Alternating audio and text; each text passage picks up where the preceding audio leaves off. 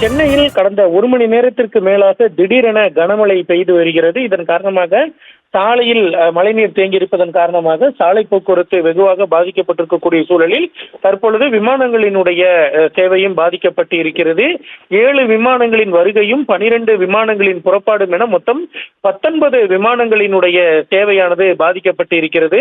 Abu Dhabi மற்றும் கோவையிலிருந்து வந்த 2 விமானங்கள் சென்னையில் தரையிறங்க முடியாததால் பெங்களூருக்கு திருப்பி அனுப்பப்பட்டிருக்கின்றன. அதே போல கோவா, ஹைதராபாத், மும்பை, பெங்களூரு, விஜயவாடா ஆகிய 5 விமானங்கள் சென்னையில் தரையிறங்க முடியாமல் நீண்ட நேரம் வானில் வட்டமடித்தபடியே இருக்கக்கூடிய ஒரு சூழலும் ஏற்பட்டு இருக்கிறது. அதே போல பல்வேறு நகரங்களிலிருந்து வந்த விமானங்களும் பல்வேறு நகரங்களுக்கு புறப்பட வேண்டிய விமானங்களினுடைய சேவையும் பாதிக்கப்பட்டு இருக்கிறது. இந்த மழை சூழல் கட்டுக்குள் வந்த பிறகு விமானங்களினுடைய சேவையானது சீராகும் என்றும் தெரிவிக்கப்பட்டிருக்கிறது.